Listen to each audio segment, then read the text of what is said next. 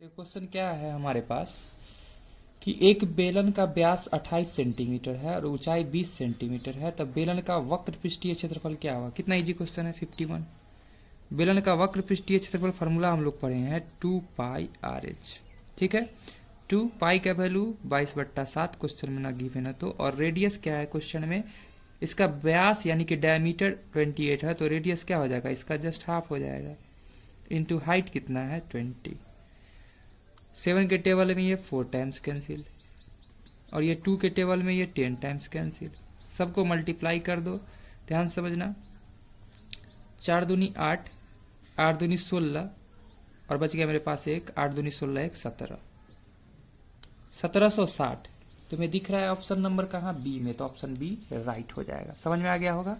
Next question है कि एक ठोस अर्धगोले जिसकी त्रिज्या जो है वह 7 सेंटीमीटर है। एक अर्धगोला है, एक अर्धगोला है, आधा गोला है, ठीक है, जिसका रेडियस हम लोग को पता है 7 सेंटीमीटर। इसका कुल पृष्ठीय क्षेत्रफल का बात हो रहा है। तो देखो अर्धगोला का सीधे पृष्ठीय क्षेत्रफल का बात होता है तो हम बोलते हैं 2πr², लेकिन संपूर्ण का बात होगा तो ऊपर से भी एक सर्कल जैसा हिस्सा दिखेगा जो कि ऐड हो जाता है और इस प्रकार फार्मूला बनता है 3πr²। यही निकालना है। 3π का वैल्यू 22/7 इंटू रेडियस कितना है 7 × 7, 7 से 7 कैंसिल हो जाता है और 7 × 21, 21 को जब 22 से गुना किया जाएगा तो क्या हो जाएगा। अच्छा, आंसर पाई के फॉर्म में ही छोड़ा है तो हम लोग ज़्यादा दिमाग नहीं लगाएंगे, पाई के फॉर्म में ही छोड़ेंगे। 3π और r² यानी कि 7 × 7 यानी कि 49। 49 को हम लोग 3 से मल्टीप्लाई करेंगे। देखो 9 तिहाई 27, बच गया मेरे पास 2 और 4 तिहाई 12 2 14, 147 पाई। 147 पाई कहाँ दिख रहा है, ऑप्शन सी में दिख रहा है तो ऑप्शन सी राइट हो जाएगा। ठीक है, नेक्स्ट क्वेश्चन, क्वेश्चन नंबर हम लोग देखेंगे 53। 53 क्वेश्चन में क्या है कि दो वृत्तों की त्रिज्या यानी दो सर्कल का रेडियस का जो रेशियो है वह दिया है 2:3, वह दिया है 2:3। इसको मान लेते हैं स्मॉल रेडियस, इसको मान लेते हैं कैपिटल रेडियस, यानी कि स्मॉल सर्कल के लिए ये और कैपिटल सर्कल के लिए ये, मतलब बड़ा सर्कल के लिए कैपिटल बोलना कहते हैं, बड़ा सर्कल। ठीक है, स्मॉल कैपिटल से रिप्रेजेंट किया है तो उसके क्षेत्रफल का अनुपात क्या हो जाएगा, ध्यान समझना। सर्कल का एरिया हम लोग पढ़े हैं πr², तो इसको pi small r² ratio pi capital R²। देखो ये से ये कैंसिल हो जाता है, आर के जगह, छोटा आर के जगह पर हम लोग क्या देख रहे हैं 3, तो 3 का स्क्वायर, सॉरी 2 है, एकदम सही बोला, 2 का स्क्वायर रेशियो कैपिटल आर के सामने दिख रहा है 3, तो 3 का स्क्वायर, 2 का स्क्वायर 4 और 3 का स्क्वायर 9, 4:9। ऑप्शन बी में दिख रहा है, ऑप्शन बी राइट हो जाएगा। नेक्स्ट क्वेश्चन, क्वेश्चन नंबर हम देखेंगे 54। 54 नंबर क्वेश्चन में क्या बोला जा रहा है, यदि किसी त्रिज्य खंड के केंद्रीय कोण का माप थीटा है और त्रिज्या r है तो चाप की लंबाई क्या होगी। बहुत इजी है यह। चाप की लंबाई जो लिया जाता है सर्कल के सरकमफ्रेंस से लिया जाता है, सर्कल का सरकमफ्रेंस होता है 2πr, और उसी में से थीटा के कारण उसका आर्क का लेंथ होता है यानी चाप का लेंथ होता है थीटा, और टोटल एंगल बनता है 360 डिग्री। तो इस फॉर्म में तुम्हें कहीं आंसर नहीं दिखेगा तो देख सकते हो दिख रहा है कि नहीं, तो इसको अगर मल्टीप्लाई किया जाए तो बन जाएगा 2πr थीटा बट्टा 360 डिग्री, 360 डिग्री। इस फॉर्म में भी दिख सकता है या कैंसिल करके लिख सकता है 180 भी। तो क्या इस फॉर्म में तुम्हें दिख रहा है ऑप्शन, तो हाँ दिख रहा है, ऑप्शन नंबर ए में इसी फॉर्म में दिख रहा है तो ऑप्शन ए राइट हो जाएगा। ठीक है, next question, question number 55। 55 question में क्या बोला जा रहा है, 2, 3, 4, 6, 5, 6 की माध्यिका होगी। माध्यिका को बनाने के लिए हम लोग क्या करते हैं, दिए गए परीक्षणों को आरोही या अवरोही क्रम में सजा देते हैं। ऑलरेडी सजा हुआ था, बहुत आसान था। अब इसमें देखो बीच वाला टर्म ढूंढते हैं, ये इसके साथ चला गया, ये इसके साथ, बच गया कौन 4, तो ये माध्यिका हो गई, यानी कि ऑप्शन बी राइट हो जाएगा। ठीक है, नेक्स्ट क्वेश्चन है, निम्न में से कौन किसी घटना की प्रायिकता नहीं हो सकती है। घटना की प्रायिकता निगेटिव नहीं हो सकता है, घटना की प्रायिकता 1 से अधिक नहीं हो सकता, यानी कि ऑप्शन बी राइट हो जाएगा। नेक्स्ट क्वेश्चन है, वर्ग अंतराल 10, 20 का वर्ग चिन्ह क्या होगा। 10 और 20 को ऐड करने पे आता है 30 और 30 का आधा होता है 15, यानी कि ऑप्शन डी राइट हो जाएगा। ठीक है, नेक्स्ट क्वेश्चन है किसी आलेख चित्र से माध्यिका ज्ञात किया जा सकता है। मतलब किस आलेख चित्र से हम लोग माध्यिका को ज्ञात कर सकते हैं, वह होता है तोरण। तोरण से माध्यिका को ज्ञात किया जा सकता है, जो कि हम लोग एक्सरसाइज 15.4 में डिस्कस किए होंगे। नेक्स्ट क्वेश्चन नंबर हम लोग 59 देखेंगे। एक पासे को एक बार फेंकने पर 5 आने की प्रायिकता। एक पासे को जब एक बार फेंका जाएगा तो 5 केवल एक ही बार निकलेगा तो 1/6 होगा ऑप्शन। एक 5 हो, 6 हो, 1 हो, 2 हो, 3 हो, सब का आंसर 1/6 ही होगा। ठीक है। अच्छी तरह से फेंटी गई ताश के पत्तों में से एक पत्ता को अचानक निकाल लेना है, इसमें लाल होने की प्रायिकता क्या होगी। तो ध्यान से समझना, हम लोग जानते हैं टोटल होता है 52 पत्ता और 2 कलर में बांटा जाता है, यानी कि 26 पत्ता एक कलर का होता है, 26 लाल होता है और 26 काला होता है। पूछा जा रहा लाल होने की प्रायिकता, तो लाल कितना है 26, टोटल कितना पत्ता है 52, 26 से कम 26, 26 गुना 52 यानी कि 1/2। ऑप्शन नंबर सी राइट हो जाएगा। क्वेश्चन नंबर हम लोग डिस्कस करेंगे अब 61। बोला कॉट 60 डिग्री का मान क्या होगा। तो कॉट 60 का वैल्यू क्या होगा, हम लोग पढ़े हैं tan 60 का वैल्यू होता है √3, इसका रेसिप्रोकल होता है यानी 1/√3 हो जाएगा। 30 डिग्री कोण वाले त्रिज्यीय खंड का क्षेत्रफल क्या होगा जब रेडियस है r। रेडियस है r, तो हम लोग त्रिज्यीय खंड का क्षेत्रफल फॉर्मूला पढ़े θ/360 πr²। क्वेश्चन नंबर 62, थीटा की जगह पर है 30 डिग्री, बटना में डाल दिए 360 पाई, रेडियस r ही था तो r² है, जीटी जरा गया 0 से 0 कैंसिल, 3 1 जा 3 और ये 3 12 जा 36, यानी कि आंसर आएगा πr²/12, πr²/12 ऑप्शन बी में दिख रहा है, ऑप्शन बी राइट हो जाएगा। नेक्स्ट क्वेश्चन है निम्न में से कौन द्विघात समीकरण नहीं है। द्विघात समीकरण बताना है, इसको a+b के होल क्यूब पे ब्रेक करना है, इसको मल्टीप्लाई करना है, रिजल्ट जो आएगा अगर x² के फॉर्म में आएगा तो क्या हो जाएगा द्विघात समीकरण होगा। x² के फॉर्म में नहीं आता है तो द्विघात समीकरण 1 नहीं होगा और ये ऑप्शन डी राइट हो जाएगा। इसको तुम चेक कर सकते हो कि नहीं होगा ये, और सारे हो जाएंगे क्योंकि यह a+b के होल क्यूब पे जाएगा तो एक ही आएगा, इधर से ये दोनों मल्टीप्लाई होकर एक ही आएगा जो कि कैंसिल होकर के एक द्विघात फॉर्म देगा।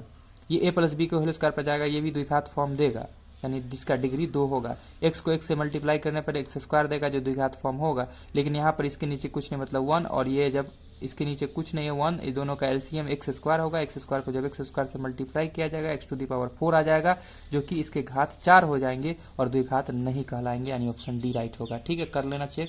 नेक्स्ट क्वेश्चन है P-4,2 Q8,6 को मिलाने वाली रेखाखंड का मध्य बिंदु निकालना है, 4 और 8 को जोड़ देना है, यानी -4 और 8 को जोड़ना है, -4 में 8 को जोड़ना है, 2 से भाग लगाना है और 2 में 6 को जोड़ना है और 2 से भाग लगाना है। 8 में से 4 गया 4/2, 6 2 8/2, 2 से कट गया 2 टाइम्स, ये 2 से कट गया 4 टाइम्स, यानी 2,4 आ जाता है। 2,4 तुम्हें कहाँ दिख रहा है, तो दिख रहा है ऑप्शन सी में, तो ऑप्शन सी राइट हो जाएगा। ठीक है, क्वेश्चन नंबर हम लोग आते हैं 65 पे।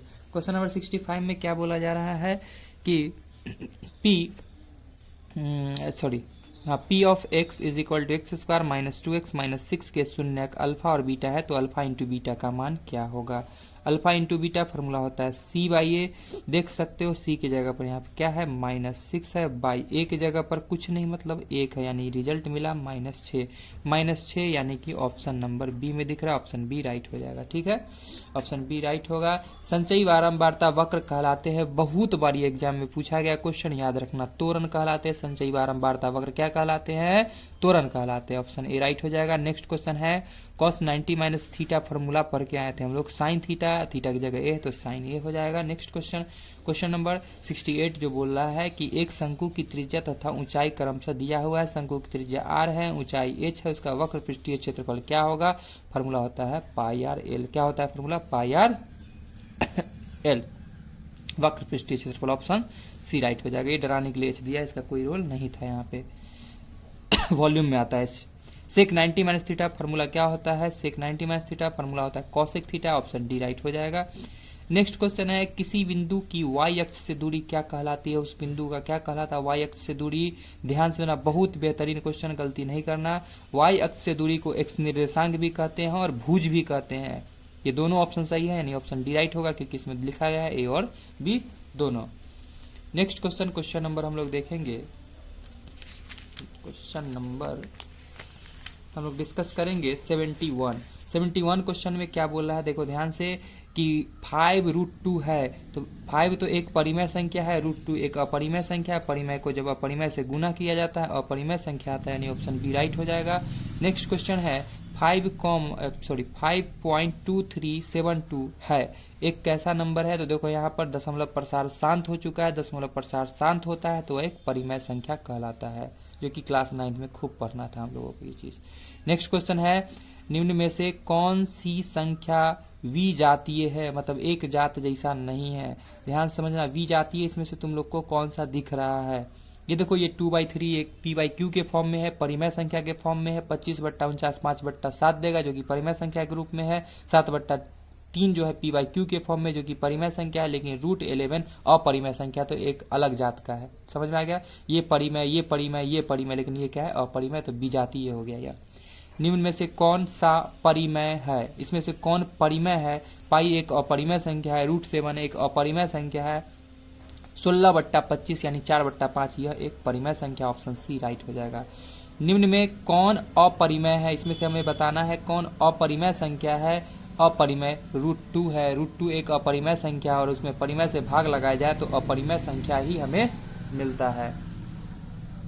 ठीक, देखो क्वेश्चन नंबर हम लोग देखेंगे 76। किसी द्विघात बहुपद px जो है वह 2x² प्लस 3x माइनस 4 के शून्य का अल्फा बीटा हो तो अल्फा इंटू बीटा। कितना आसान question, alpha into beta formula खूब पढ़े हम लोग c/a, और c के जगह देख सकते हो 4 है माइनस का, तो माइनस का 4 बाई a की जगह क्या देख सकते हो 2 है, तो 2 से 2 दूनी 4, यानी रिजल्ट मिला -2 ऑप्शन सी में दिख रहा है, ऑप्शन सी राइट होगा। नेक्स्ट क्वेश्चन, यदि बहुपद x² minus 9x plus a के गुणनखंड 8 है, के गुणनखंड जो गुणनफल जो है 8 है, तब उसके शून्य क्या होंगे।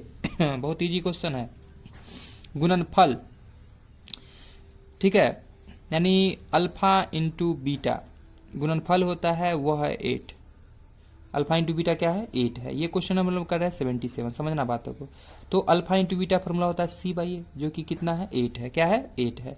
अब ध्यान से समझना, c के जगह पर तुम ध्यान से देखो क्या है, क्या दिख रहा है a, बाई a के जगह तुम्हें क्या दिख रहा है, कुछ नहीं, मतलब 1 बराबर क्या है 8। दैट मीन्स a बराबर क्या आया है 8, a बराबर क्या आया है 8, यानी a की जगह पर क्या पुट कर सकते हैं हम लोग 8 पुट कर सकते हैं। तो ये इक्वेशन बन जाएगा x² minus 9x plus a की जगह पर 8, और शून्य निकालने के लिए बराबर कर देंगे 0 के। समझ में आ गया, इसको इससे मल्टीप्लाई करते हैं आ जाता है 8x², इसको ब्रेक करके पुराना हमें -9x, तो तोड़ लेते हैं कैसे, देखो x², 8 एकम 8, तो -8x माइनस x प्लस 8 बराबर 0। अब दोनों के पास है x, तो x कॉमन ले लिए, x माइनस 8 ले लेते हैं, यहाँ से x माइनस 8 ले लेते हैं बराबर 0। इसमें क्या चीज से मल्टीप्लाई, -1 से मल्टीप्लाई करते हैं, -x हो जाता है, माइनस प्लस हो जाता है 8, x माइनस 8 कॉमन ले लेते हैं, यहाँ से मेरे पास बच जाता है x माइनस 1, अब बराबर बन जाता है 0। x माइनस 8 को करते हैं 0 के बराबर, और x माइनस 1 को x माइनस 1 को भी करते हैं 0 के बराबर। इस प्रकार हमने देखा x बराबर 8 और x बराबर हमें मिलता है 1, और यह ऑप्शन तुम्हें दिख रहा है डी में, तो ऑप्शन डी राइट हो जाएगा। समझ में आ गया। क्वेश्चन नंबर 78, क्वेश्चन नंबर 78 में क्या बोला जा रहा है, यदि बहुपद x² plus ax minus b के शून्य बराबर परंतु विपरीत हो, तो बराबर और विपरीत हो तब a क्या होगा। बहुत इजी, 0 होगा। कुछ भी टर्म लो, बराबर लो और उसके विपरीत साइन वाला लो तो 0 हो जाता है रिजल्ट। जैसे 2 ले लिया, उसका विपरीत साइन वाला लेंगे तो -2, क्या बन जाएगा रिजल्ट 0। और a के बारे में पूछा जा रहा था, इसका जनरल फॉर्म बताए थे कि kx² minus k into alpha plus beta into x plus के इंटू अल्फा इंटू बीटा होता है। तो अल्फा प्लस बीटा यहाँ पे a की जगह पर देखो ये b है वास्तव में, लेकिन b की जगह रिप्लेस करके डाला गया है a, क्योंकि इसका और जनरल फॉर्म हम देखेंगे तो x² plus bx plus c होता है। जबकि इस क्वेश्चन के अकॉर्डिंग देखा जाए तो यहाँ पर a की जगह पर a नहीं, b की जगह पर a रख दिया गया है और c की जगह b रख दिया गया है। ठीक है, तो यहाँ पर रिजल्ट हमें 0 ही मिलेगा। यदि किसी द्विघात बहुपद x square minus 2x plus 5 बराबर 0 के मूल अल्फा बीटा हो तो अल्फा प्लस बीटा क्या होगा? तो अल्फा प्लस बीटा फॉर्मूला होता है माइनस का b by A. Question number है 79। तो b के जगह पर तुम क्या दे सकते हो? -2 है तो माइनस फार्मूला वाला था +2 बन गया, बाई ए की जगह कुछ नहीं मतलब 1 है यानी 2 आंसर होगा, ऑप्शन बी राइट हो जाएगा। क्वेश्चन नंबर 80, यदि बहुपद px is equal to x square plus 7x plus 10 के शून्यक अल्फा कॉमा बीटा है तो अल्फा इंटू बीटा का मान क्या होगा? तो अल्फा इंटू बीटा फार्मूला होता है c by A. Alpha into beta formula होता है c बाई ए। c के जगह पर तुम देख सकते हो क्या है? 10 है, और a के जगह क्या देख सकते हो? कुछ नहीं मतलब 1 है, यानी रिजल्ट हमें 10 मिलेगा, ऑप्शन नंबर ए राइट हो जाएगा। Next question, question number 81, 5 plus 3 root 2 क्या है? तो एक अपरिमेय संख्या होगा, क्योंकि एक परिमेय संख्या है और ये एक अपरिमेय संख्या। अपरिमेय संख्या का गुणनफल जो होता है अपरिमेय आता है, अपरिमेय में परिमेय जोड़ते हैं तो क्या आता है? अपरिमेय ही आता है। देखो नेक्स्ट क्वेश्चन है, बोल रहा है क्या चीज निम्न में से कौन अभाज्य संख्या? अभाज्य संख्या के बारे में हम लोग पढ़ के आए थे। क्या चीज जो संख्या एक और स्वयं के अलावा किसी और से भाग न लगता हो, एक के टेबल में आए या स्वयं के टेबल में आए, वो 71 है। ये जो है तुम्हारा 9 के टेबल में आता है, 3 के टेबल में भी आ जाएगा, 63 के टेबल में भी आ जाएगा, 28 भी आ जाएगा, बहुत सारे टेबल में। छोड़ो तो ये सब बात करते हैं आगे। निम्न में से कौन अपरिमेय नहीं है? कौन अपरिमेय नहीं है यानी कि परिमेय है? तो देखो 25, रूट 25 का मतलब 5 निकल के आएगा, ठीक है। निम्न में से किस परिमेय संख्या का दशमलव प्रसार शांत होगा? दशमलव प्रसार शांत होने के लिए हम बताए थे कि नीचे वाले टर्म को हम लोग क्या करते हैं? तोड़ते हैं, ब्रेक करते हैं। अगर 2 और 5 के फॉर्म में आता है या दोनों के फॉर्म में आता है तो दशमलव प्रसार उसका शांत होता है। 160 ये तोड़ोगे ना तो 80, फिर आएगा 40, फिर आएगा तुम्हारा 20, फिर आएगा 10, फिर आएगा 5। देखो इसमें 2 और 5 के अलावा कोई नहीं आया, मतलब ऑप्शन बी राइट होगा। नेक्स्ट क्वेश्चन है, दो लगातार सम संख्याओं का महत्तम समापवर्त्य क्या होगा? दो लगातार सम संख्या जैसे 2 और 4 लेते हैं, इसका महत्तम यानी कि HCF क्या होगा? तो HCF देखो 2 को लिख सकते हैं 1 × 2, 4 को लिख सकते हैं हम लोग 1 × 2 × 2। HCF तुम्हें क्या दिख रहा है? 2, यानी ऑप्शन सी राइट होगा। नेक्स्ट क्वेश्चन है, यदि अल्फा तथा बीटा द्विघात बहुपद इतना के शून्यक है तो 1 by alpha plus 1 by beta का मान क्या होगा? ध्यान समझना, बहुत इजी क्वेश्चन है। 1 by alpha plus 1 by beta बहुत बार रिपीट किया गया एग्जाम में क्वेश्चन। इसका एलसीएम होगा अल्फा इंटू बीटा, यहाँ से अल्फा कैंसिल, यहाँ से आएगा बीटा प्लस अल्फा। ध्यान से समझना, अल्फा प्लस बीटा फार्मूला होता है -b बाई ए, जबकि अल्फा इंटू बीटा फार्मूला होता है c बाई ए। अब देखो a से a कैंसिल हो गया, बच गया -b बाई सी। b की जगह पर तुम देख सकते हो वैल्यू क्या तुम्हें दिख रहा है? कुछ नहीं, मतलब 1 है और माइनस फार्मूला बट्टा बाई। c के जगह क्या दिख रहा है तुम्हें? -2, तो -2, माइनस से माइनस कैंसिल, 1/2, 1/2 तुम्हें दिख रहा है ऑप्शन ए में, तो ऑप्शन ए राइट हो जाएगा। ठीक है, समझ में आ गया होगा बात। देखो क्वेश्चन नंबर है 87 नंबर क्वेश्चन में क्या है, यदि किसी समांतर श्रेणी का nवां पद an प्लस b है तो इसका पदांतर यानी कि कॉमन डिफरेंस क्या निकल के आएगा? ऑप्शन बी राइट होगा। चलो चेक करते हैं कैसे। तो देखा, ध्यान समझना, यहाँ पर an प्लस b है, an इज इक्वल टू ये दिया है फार्मूला एक तरह से। मान लो हम लोग n के जगह पर सबसे पहले डालते हैं, ध्यान समझना, n के जगह पर सबसे पहले डालते हैं 1। क्या डालते हैं? ध्यान समझना, nवां पद ये है तो पदांतर क्या होगा? ठीक है, n के जगह पर डालते हैं 1, तो 1 डालने से रिजल्ट क्या आएगा? a ही आएगा प्लस b। क्लियर है बात? ये तुम्हारा निकला a1। दूसरा टर्म ध्यान समझना, n की जगह 2 डालते हैं तो क्या बन जाएगा? n इंटू 2 यानी n की जगह पर 2 इंटू a यानी कि बन गया 2a प्लस b। पदांतर निकालने के लिए हम लोग क्या करते हैं? a2 में से a1 को माइनस करते हैं, यानी 2a में से 2a प्लस b में से इसको माइनस किया गया, a माइनस हो जाएगा b प्लस माइनस। तो अब देखो ये से तो ये कैंसिल, 2a में से a चला गया तो बन गया क्या? a, यानी कि ऑप्शन नंबर क्या हो जाएगा? b राइट हो जाएगा। नेक्स्ट क्वेश्चन है, बिंदु p 6, -5 का भुज क्या होगा? तो पहले भोगता फिर काटता, पहले भुज जो हो गया इसका क्या हो जाएगा? ऑप्शन ए, यानी कि 6 हो जाएगा। बिंदु 2, 3 स्थित है किस क्वाड्रेंट में? दोनों पॉजिटिव है, यानी प्रथम चतुर्थांश में, यानी प्रथम पाद में स्थित होगा। नेक्स्ट क्वेश्चन है कि x बराबर a, y बराबर b समीकरण x माइनस y बराबर 2 तथा x प्लस y बराबर 4 के हल है तो a और b का मान क्या होगा?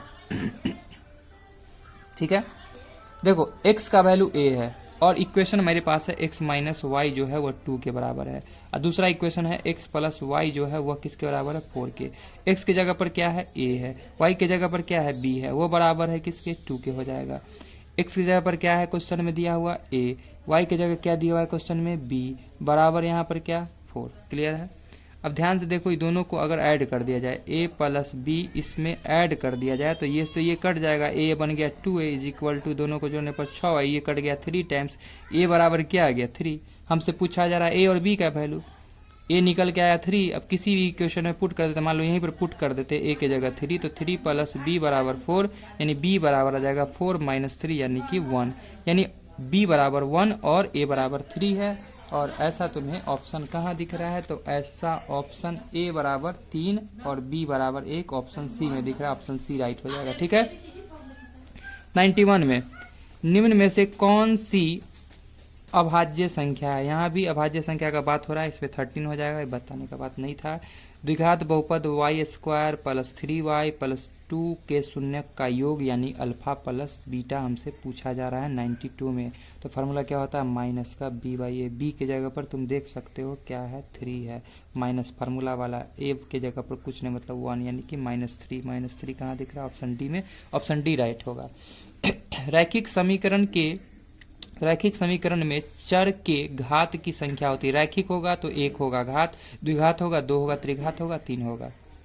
द्विघात समीकरण x square minus 15x plus 50 बराबर 0 के विविधकर यानी डिस्क्रिमिनांट निकालना है, डी बराबर फॉर्मूला होता है बी स्क्वायर माइनस 4ac, ये हमें निकालना है। बी के जगह पर तुम देख सकते हो क्या है -15 है, तो -15 का स्क्वायर -4 इंटू, ए के जगह पर क्या है कुछ नहीं मतलब 1 है, और सी के जगह क्या है देखो यहाँ पे 50 है तो 50 रख दिए, 15 ये 225 हो जाता है, -50 को जब 4 से गुना किया गया आ गया 200 और घटाया गया तो आ गया 25 दिख रहा है ऑप्शन नंबर ए में, तो ऑप्शन ए राइट हो जाएगा। समांतर श्रेणी 4, 9, 4, माइनस इतना का 12वां पद क्या होगा, 12वां पद यानी a प्लस 11, डी हमें निकालना है। ए के जगह पर तुम देख सकते हो क्या है 14 है प्लस 11 इंटू डिफरेंस क्या है, देखो घटते जा रहा है, डिफरेंस माइनस में आएगा, 9 में से 14 जाना है, 14 में से 9 गया तो 9 5 14 यानी कि -5, यानी कि 14 प्लस माइनस 11 बचे 55, 55 में से 14 चला जाएगा तो क्या बच जाएगा,